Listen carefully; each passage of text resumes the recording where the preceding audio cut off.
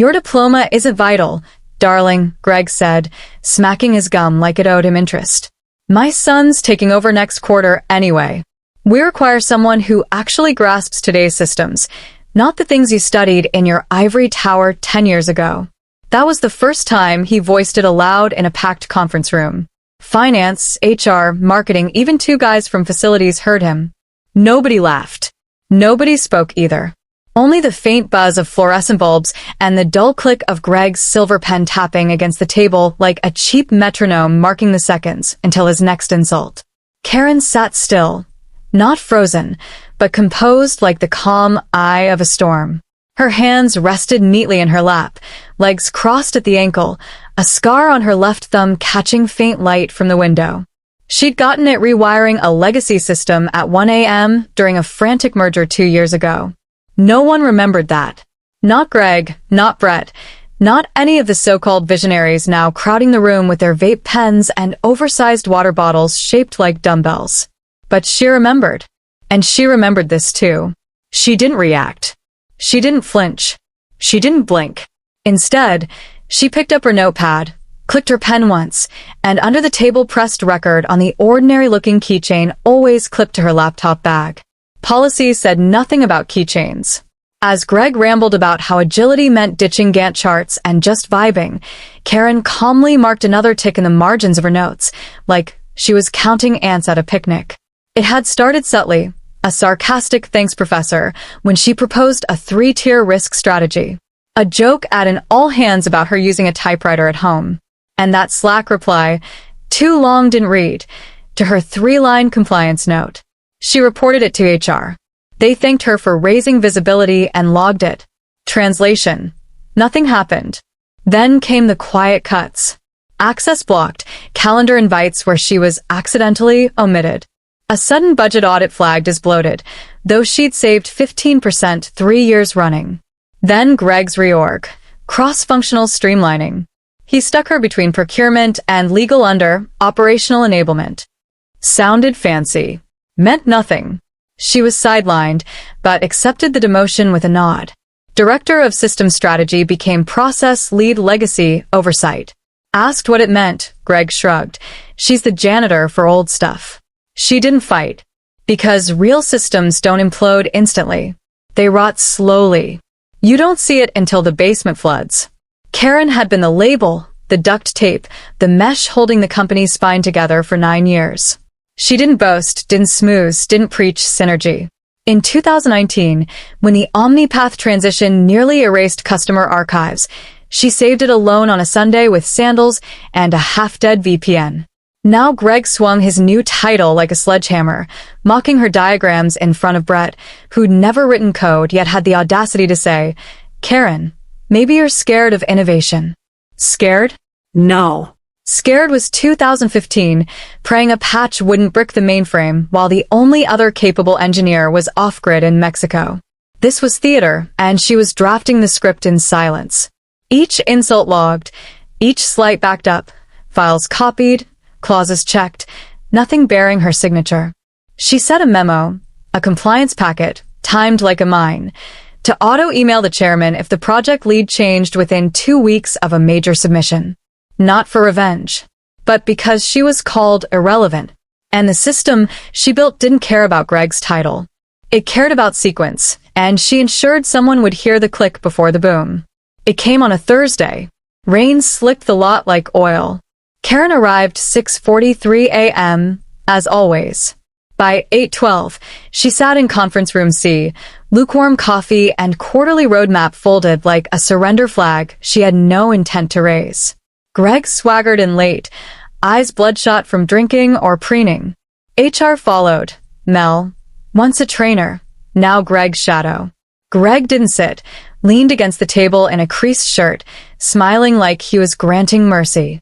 Going in a different direction, he said. Karen blinked slowly.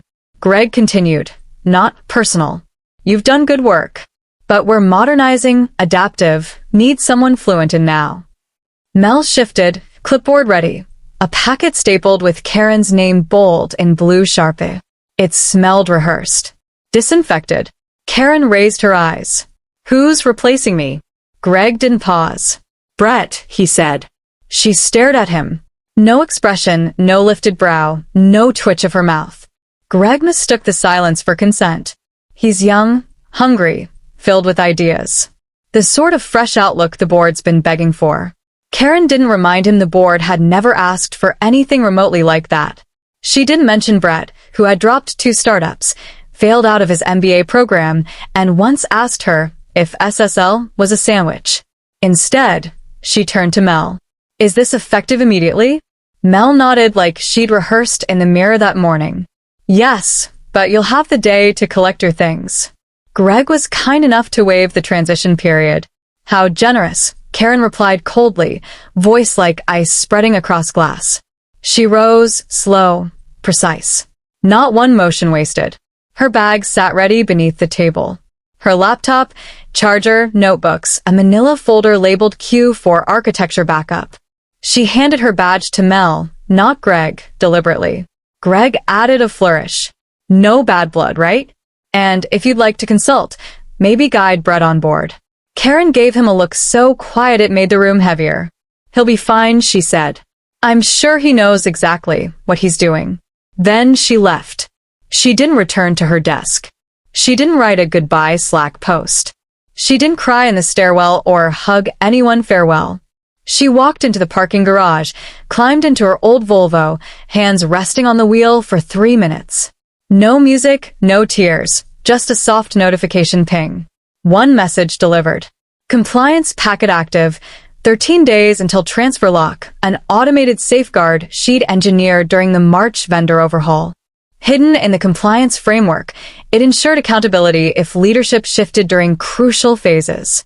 Not illegal, not hidden, simply technical, buried because no one reads safety clauses. She'd tied her last submission to it the night before.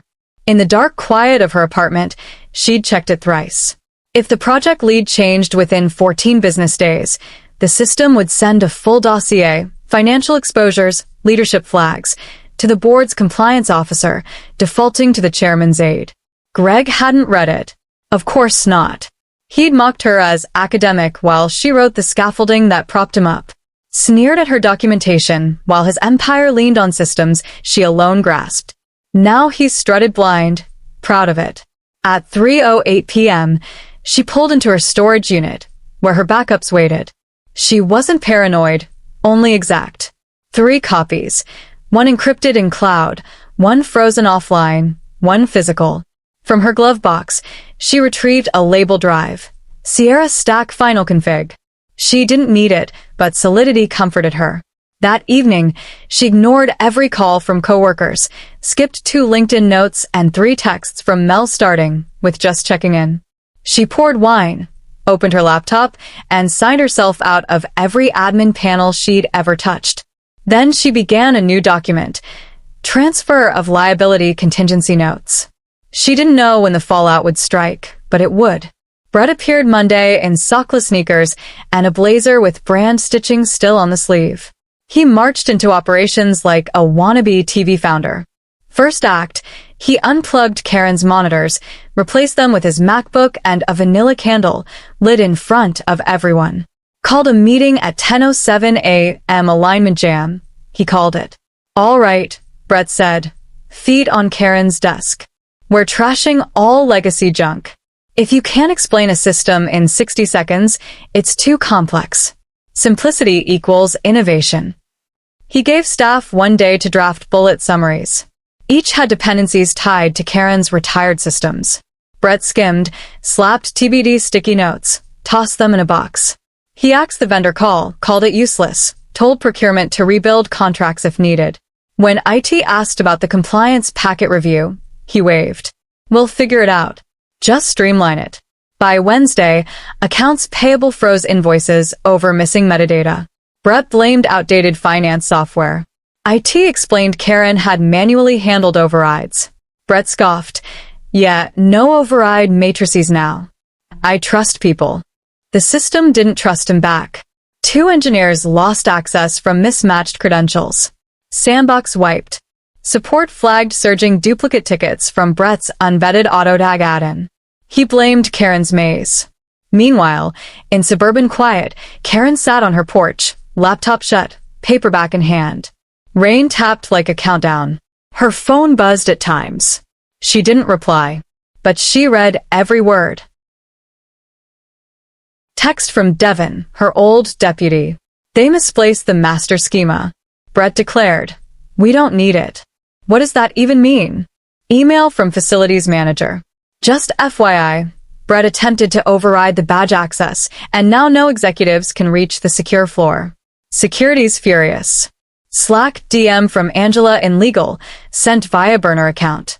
Did you leave anything for us? He's deleting config files like it's Minesweeper. Karen didn't respond, but she did open her drive and checked logs. Brett had already attempted to breach the private documentation directory. She'd scrubbed it twice, at 1:42 a.m. and 1:57 a.m. Sunday. Panic always hits between midnight and dawn. Thursday afternoon, Brett blasted a company update. Subject: Rocket New Era begins. The email read like a sales deck. Streamlined processes, leaving outdated complexities behind. Quicker launches, leaner flows, empowered culture. Questions go to my assistant. His assistant, a 23-year-old sorority sister named Kenzie, once asked Karen how to turn a PDF into a Word doc you could add emojis into. She dumped every technical inquiry straight into Brett's junk folder. 0 responses followed. By Friday, IT initiated a security audit, not routine, just a gut check because things felt wrong. The scan returned 2 yellow warnings and 1 red. Shown the results, Brett squinted. Is this like firewall stuff? The IT head, Mike, who'd been around longer than Greg, called Karen. No questions, no rants. Just, you might want to back up your drive. She replied with 1 line. For days left. Mike didn't ask what she meant. He simply started saving his own files onto an old silver trade show flash drive from 2011. Inside the company, whispers spread. Not in open meetings, too risky, but in kitchens, in locked Slack groups, in group texts from the Q3 retreat 3 years ago. Something was unraveling, slowly but unmistakably, and Brett, he was babbling about a foosball table. It was that peculiar kind of corporate quiet, humming beneath routine, where people still attend meetings, still book invites, still nod politely, but glance at one another like listening for a fuse burning in the walls. Tuesday morning, compliance officer Janice did something risky. She followed rules. Not rebellious, Janice wore bird print cardigans and color-coded binders. But she'd been on Karen's phase, 2 regulatory team, and knew a federal review was set for Thursday. Karen had named it the blackout line. After that, every approval would need to meet the 2024 audit standard. No loopholes, no grace. A safeguard added post-vendor fiasco last year that nearly sank liability coverage. At 8:01 a.m., Janice emailed Greg. Subject: Regulatory Phase 2 date confirmation. She attached Karen's tracker, highlighted pending fields, added politely, "Will Brett or another present the documentation Karen prepared?" Just ensuring we're aligned. Greg ignored it. Brett answered at 10:36. "We're good. Don't need that dinosaur process anymore. We're agile now." No hello, no sign-off. Janice reread, blinked, flagged it. No reply.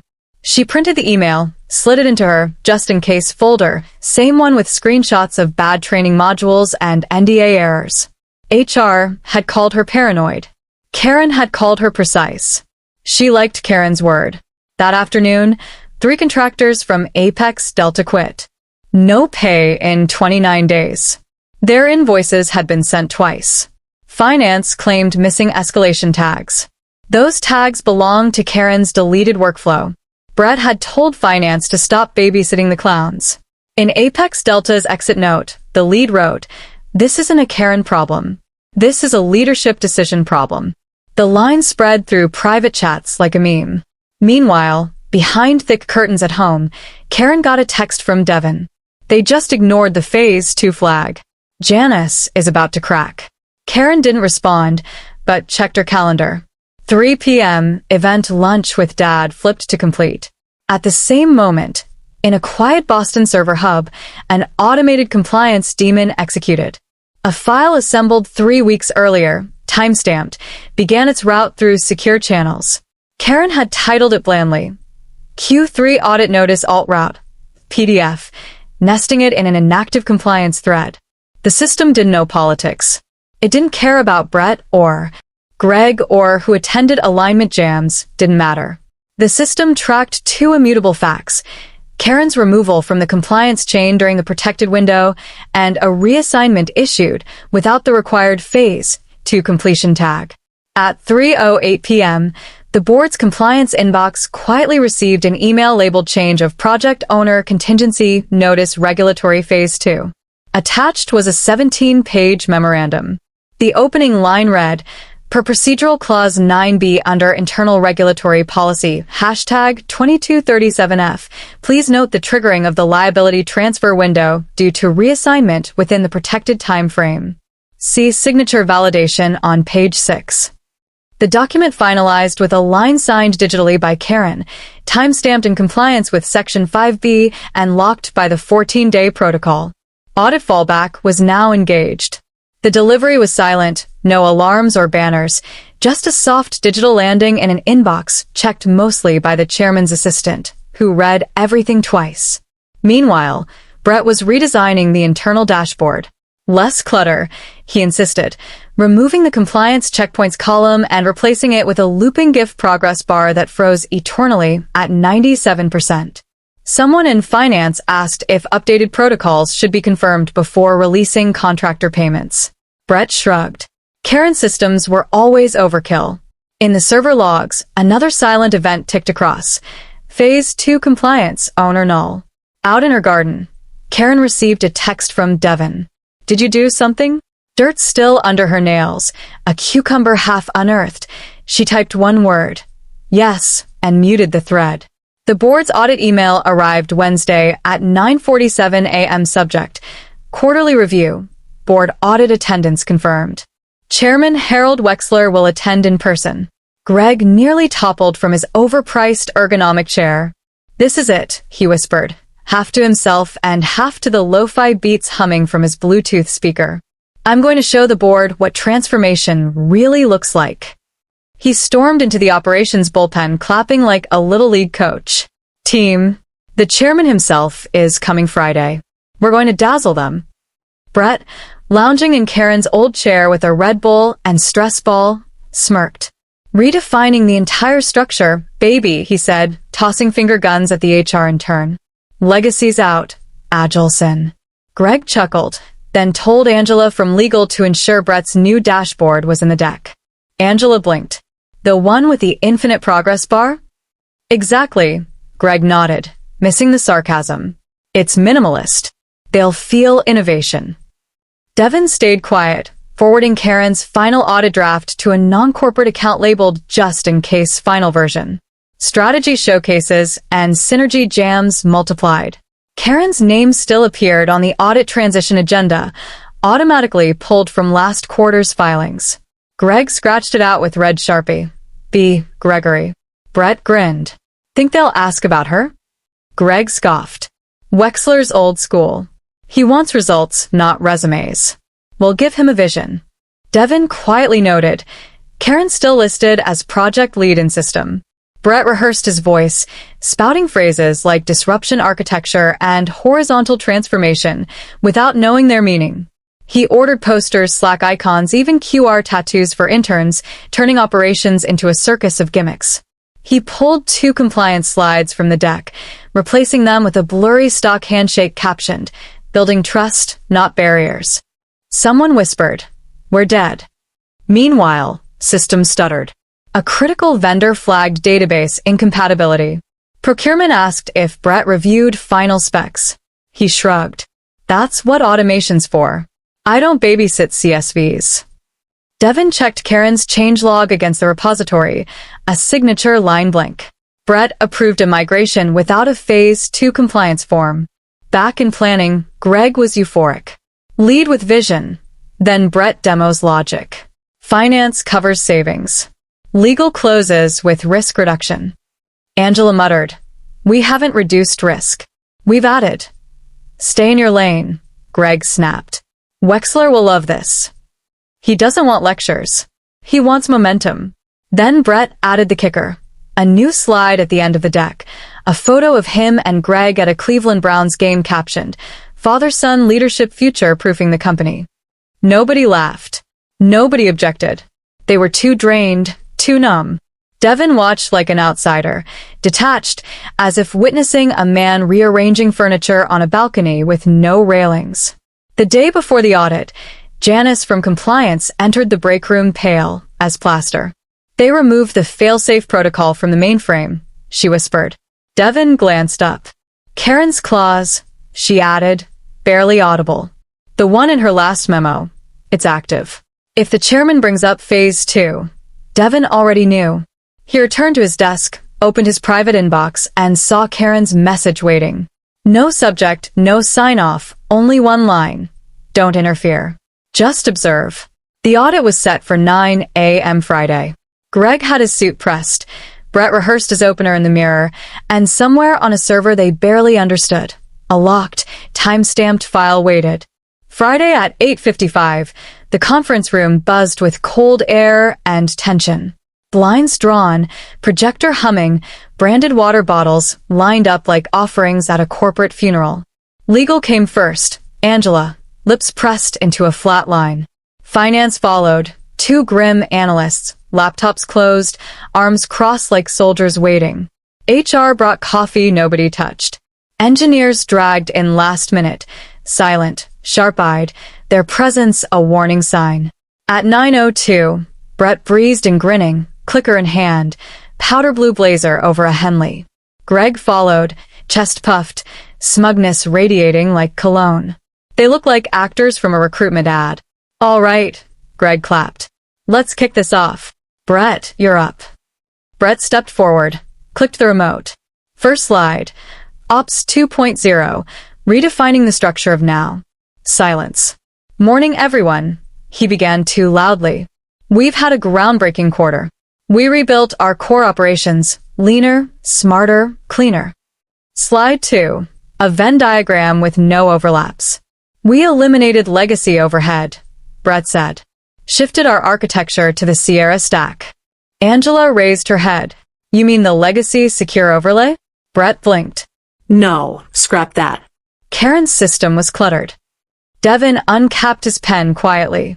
Next slide. Acronyms. "We've optimized SLA compliance by integrating with the RDP framework." A finance analyst cut in. "You mean DRC, disaster recovery compliance?" "Right," Brett waved. "But irrelevant now. Our uptime model makes it obsolete." Angela's lips finally parted. "You cut the disaster recovery protocol?" Brett shrugged. "We've had 99.9% uptime 3 quarters straight. Risk is minimal." Engineers exchanged wary looks. Greg stepped in, sensing danger. "Let's not get bogged down in technicals." Brett's point. Karen's system was slow, bureaucratic. "We're agile now." He advanced to a slide of Brett by a server rack, marker in hand like a weapon. "Transformation is uncomfortable, but necessary," Greg declared. A cough broke the silence. The projector fan groaned. Finance spoke up. "Were the Apex Delta invoices reconciled?" Brett froze. "Vendor streamlining. Some invoices are under optimization." Angela frowned. "Didn't Apex Delta walk off 2 weeks ago?" Devin leaned forward. Greg barked over. "It's not about departures. It's about gains, freedom from over-engineered bureaucracy. We're no longer shackled to outdated systems." A quiet engineer asked, "Karen's system had pre-configured audit flags. Are those still running?" Brett opened his mouth, shut it, and turned toward Greg. Greg grinned too wide. "We've swapped those out for a more intuitive framework, self-regulating, more efficient." A second later, the screen behind him glitched, the slide vanished, leaving only a blue desktop background with one lonely folder labeled MTG Assets Finer Lionel. Angela pressed her temples. The room was silent except for the HVAC hum and Brett clicking the remote to no effect. "Think we lost the deck," he muttered. No one moved. Slowly, Devin pulled a printed agenda from his bag, flipped to page 2, and tapped the header. Chairman segment is next, he said, checking his watch. He's running late. Strange, he's never late, Angela murmured without looking up. Then came the rattle of a door handle. Everyone inhaled as it creaked open with the gravity of a verdict. Heads swiveled like students caught gossiping. In walked Chairman Harold Wexler, gray suit, no tie, leather folio tucked under one arm, rain streaks still on his jacket. He didn't speak immediately, just scanned faces one by one, eyes pausing on Brett, lingering longer on Greg, and finally landing on Karen's empty seat, her nameplate untouched. He frowned. Is Karen? No preamble. Greg half rose, tugging his collar. Karen? She moved on, pursuing other opportunities. My son Brett leads ops now.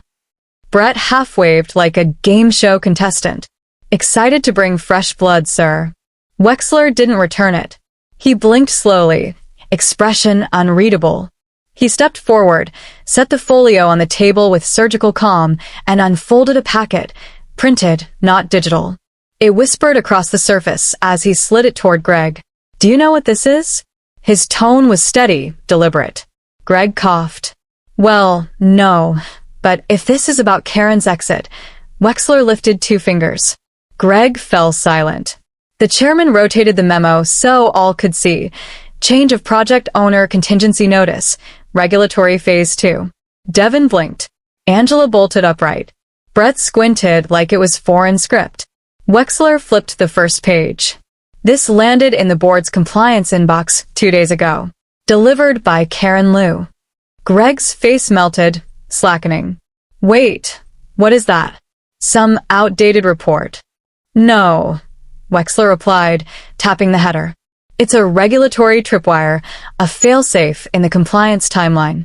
If the project lead is reassigned within 14 business days of final submission, accountability transfers to the initiating executive, permanently. Angela typed frantically. Engineers froze. Janice crossed herself under the table. Greg forced a laugh, cracking. That can't be binding. She's not even here. And legal cleared the restructure. Wexler arched an eyebrow. Did they sign this? He turned to page 6. Angela stopped typing. Oh my God. There it was. Signature, timestamp, validation code, legal sign-off. Greg looked to Brett, but Brett was mute at last. Wexler slid the memo squarely in front of Greg. I'll ask again. His voice colder now. Where's Karen? Greg's mouth opened, shut, searching the room like a drowning man for air. We let her go. I thought. His words died. The silence cut sharp. Wexler straightened. You thought quiet meant disposable. But she wasn't building systems. She was building containment, guardrails, firewalls. And you ripped them out mid-flight. Greg paled, stepping back. Nobody told me. Wexler's look stopped him dead. Calm, final. From his jacket, he withdrew a phone, tapped once, and nodded toward Angela. Call an executive session. Now. Angela rose, already dialing. Greg turned to Brett, whispering, Fix this. Brett only stared at the memo, lips moving, as if sounding out words he'd never learned. Transfer of accountability. Initiating Executive Gregory D. Alton Wexler didn't wait for another excuse. He turned, walked to the window, and looked out at the parking lot. The whole room was frozen in that breath before the crash moment. And then, almost softly, he said, People really thought Karen was the dinosaur. He shook his head. No, she was the firewall. The door hadn't even fully clicked shut from Angela's departure before Chairman Wexler turned back to the table, paper still in hand. No expression, no theatrics, just an old man reading the weather before announcing a storm. He adjusted his glasses, cleared his throat once, and began reading aloud. The event of project lead reassignment within 14 business days of the attached compliance report submission. All accountability, legal, operational, and regulatory, shall transfer to the initiating executive per internal policy 2237F subsection 9B. The words didn't echo, but they didn't need to. They landed like iron filings across the mahogany table, heavy and metallic and irreversible. Please see addendum signed by legal timestamp and verification chain enclosed. A sharp inhale broke the room's paralysis. Not dramatic, just someone, maybe Janice, realizing too late they'd forgotten to breathe. Wexler flipped the page. The soft rustle sounded deafening. This clause has been verified under the authority of the Compliance Review Office, co-signed by internal legal and observed by audit and risk management on the date of September 6th. He paused, turned the page again, held up the last sheet like a judge holding a verdict. Signature Karen Liu, legal witness Angela Reynolds. System timestamp 1459 EST. Then silence. Angela re-entered the room at that exact moment, her phone still in her hand, but her face pale. "I just got off with legal," she said, not bothering to sit. "They confirmed the addendum is valid." Karen added it during the March policy update was buried inside the compliance fallback doc that Greg had to prioritize. Her voice didn't even carry blame. It was just factual, terminal. Greg's chair groaned as he stood, hands flat on the table like he could push the truth back into the paper. "This is insane," he barked. "You're telling me she snuck in a clause that makes me liable for everything?" Angela looked at him. "Not snuck in, logged, signed, countersigned, reviewed. But no one told me." He wasn't obligated to. Wexler interrupted still calmly. "You signed off on the handover and terminated the lead without review." Brett cleared his throat like a man trying to pretend he still had use in the conversation. "But the systems, everything's working right. We're not exposed. I mean, we migrated to the new structure." Devin, still seated in the corner, spoke for the first time. "Actually, the systems have already failed the pre-review checklist." Brett's head whipped toward him. "What?" Devin tapped a file open on his laptop. 3 core systems missed their compliance snapshot deadlines. 2 were running in sandbox environments when they were supposed to be locked for review. 1 hasn't updated its audit trail since Karen's removal. Angela added, Apex Delta's withdrawal triggered a review freeze, but no one filed the override protocol. That's a Phase 2 violation. Greg stared at the screen, then fix it. "Can't backdate compliance," Angela said. "Not under Phase 2. That's the whole point. Once the review window opens, the system scans for any anomalies. And we've got anomalies," Devin finished. "A lot of them." A long drawn-out moment passed where no one spoke. Only the hum of the HVAC and the slow, almost cruel tick of the analog clock above the whiteboard filled the room. Chairman Wexler took his seat at the head of the table, folded the memo precisely in thirds, placed it in front of him like a chess move completed. "Here's what happens next," he said, voice soft but final. "Greg, you'll remain seated. Brett, you'll return your badge. Legal will begin internal interviews. Compliance, and it will prepare Karen Systems for emergency restore. We'll contact her directly if she's willing to consult." Greg looked like he'd been tasered. "You're saying I'm accountable," Wexler said. "Not just per Karen's clause now. Also, per Policy 12.4 under mismanagement of transitional compliance. You initiated the change. You own the outcome." Brett opened his mouth. Wexler didn't look at him. "Didn't need to." "You," he said flatly, "shouldn't have deleted the audit templates." Brett's face flushed, pale, and blotchy all at once. "I didn't think that," Wexler said, "was the problem." The folder sat between them all now, still and damning. It didn't shout. It didn't accuse. Simply existed like gravity, like fact. Karen's handwriting on the final page was neat, sharp. Fail-safes are for when egos override reason. Wexler didn't say another word. He just leaned back in his chair, watching Greg breathe too fast and Brett rub his palms against his pants like he could erase the last 2 weeks from memory. But the memo stayed.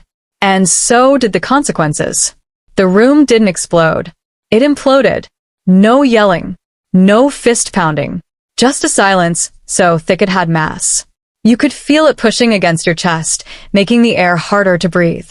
Greg was frozen halfway through a sentence no one had asked for, lips slightly parted like he was buffering. Brett sat frozen, hands pressed flat on the table, his face nearly the same beige as the fake wood grain beneath his palms. Chairman Wexler leaned forward and, almost to himself, whispered the one line no executive ever wants to hear at their own table. "My God, What have you done? H moved first. Phone surfaced. Doors click shut. Whispers into headsets. A nod exchanged. Somewhere, someone was about to be walked out quietly, though not before signing a painfully long form. Legal followed. Angela rose, smoothed her skirt, and crooked one finger at Greg. We need to talk in private.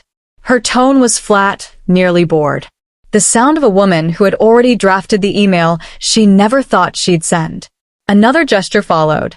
Brett, you too. Brett blinked. Me? I didn't. You approved the override deletion. It's in the logs, she said, not even glancing at him.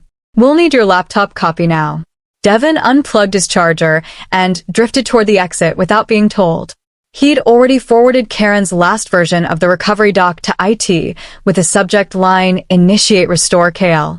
Systems backup /off code 73 Quetzales. The CTO, silent until now, slipped his phone from his blazer and placed a single call. Start it, he ordered. Minutes later, in the operations war room 3 floors below, a junior IT analyst clicked a command that unlocked a compressed archive labeled Karen Core Backup Final. Final V2. Zip. The system blinked alive. A loading bar crept forward. A soft beep. Then something almost miraculous. Dashboards that had gone dark lit back up. Audit trails rebuilt. Permissions reset. Compliance snapshots realigned with the original timeline. It was as though the company itself exhaled. Back upstairs in the conference room, Rick still hadn't moved. Tie crooked, sweat soaking through his shirt beneath the arms. His fingers trembled, not wildly, just enough to see. Wexler ignored him. Didn't need to. The old man only stared at the screen at the far end of the table where the reboot had finished. It now rested on the default login screen. One name glowed at the top, restored by protocol. Karen Liu, project owner. Brett tried to laugh, but it came out broken, closer to a cough. Angela returned, placed a printed clause in front of him again. You signed here. Directly under the line. Responsibility for Phase 2 cannot be reassigned post-trigger without written board consent. But I thought it was just formality. Her eyes stayed dead. You thought. At 11:41 a.m., Karen's archived credentials were reactivated in consultant mode, just long enough for a clone of her recovery script to load into production. No login was needed. The code was already written. Logs displayed her final activity timestamp from weeks ago. The system didn't care. She was absent. Only that she had been present once, and now she wasn't. Karen was deep on a mountain trail outside Asheville. Elevation 3,800 feet. No reception. A thermos of coffee, an unlined notebook, and a pencil she preferred to any keyboard. A moss-covered rock served as her seat. Birds chirped. Boots muddied. Thoughts clear. Her phone buzzed once. Just enough signal for a single message to crawl through. From Margaret, exec admin to Wexler. Would you consider a consulting role? Flexible terms, priority access, his request. Karen didn't check. Wouldn't for hours, maybe longer. Back in the boardroom, Greg still hadn't risen. Everyone else had gone. HR led Brett away. Angela was with legal. Even Wexler had vanished after one final remark. Fix it if you can, but this isn't cleanup. This is reckoning. Greg sat stranded. His chair tilted slightly, his eyes hollow, hands limp by his sides. The projector glowed a sterile blue, filling the space. He stared like a man waiting for someone to shut it off. But no one would. The dashboard finally loaded in full. Top right. Phase 2 audit on schedule. System owner, Karen Liu. Below it, a blinking cursor. Alive. Waiting. Ready. Greg sat still, lips parting around a whisper meant for no one. The screen blinked back. Thanks for joining the ride, office survivors. Subscribe for more switch-flicking drama. Let's make your old coworkers sweat.